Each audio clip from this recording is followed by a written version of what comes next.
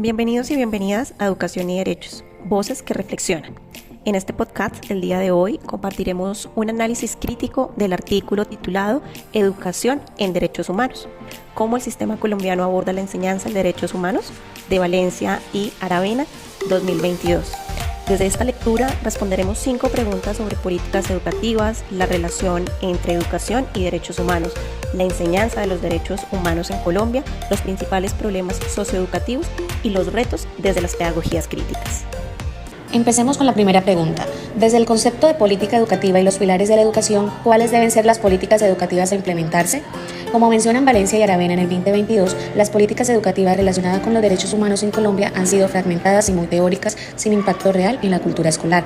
Teniendo en cuenta los pilares del ser, saber, hacer y convivir, se requieren políticas que articulen 3 grandes ejes. El primero, la contextualización curricular, relacionando los contenidos con el conflicto colombiano, las violencias actuales y las realidades territoriales. En el número 2 tenemos la formación docente permanente y obligatoria, porque como afirman las autoras, muchos docentes no cuentan con una base sólida en derechos humanos.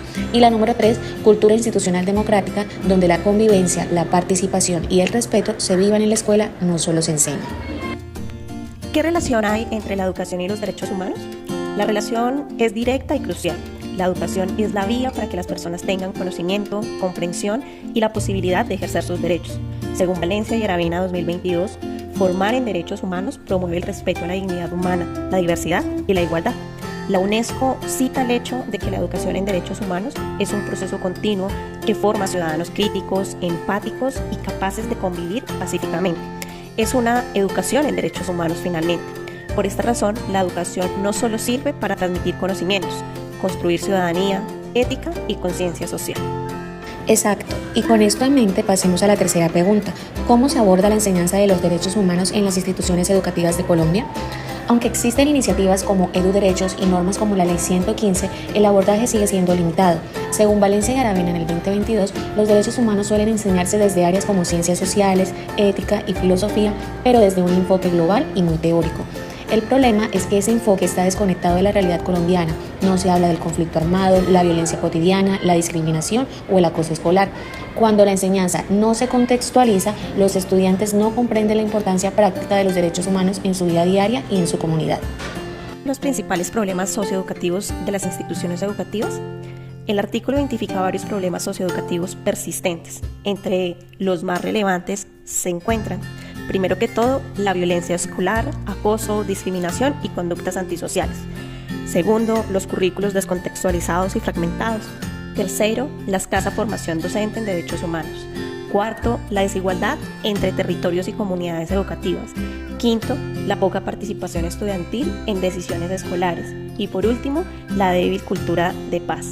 Valencia y Aravena 2022 concluyen que estos problemas evidencian que la educación en derechos humanos sigue siendo superficial y requiere transformaciones profundas. Y entonces surge la pregunta final: ¿cómo gestionar estos retos desde las pedagogías críticas?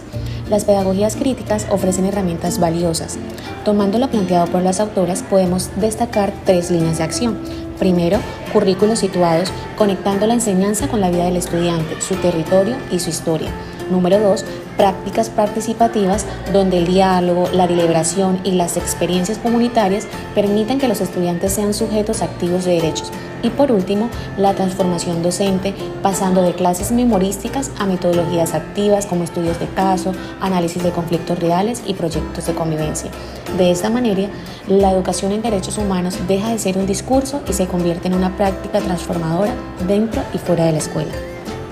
Como podemos ver, la educación en derechos humanos en Colombia ha avanzado, pero todavía presenta vacíos importantes. El artículo de Valencia y Aravena 2022 nos invita a transformar las prácticas educativas, contextualizar los contenidos y fortalecer la formación docente. Gracias por acompañarnos en este episodio de Educación y Derechos, voces que reflexionan. Hasta la próxima.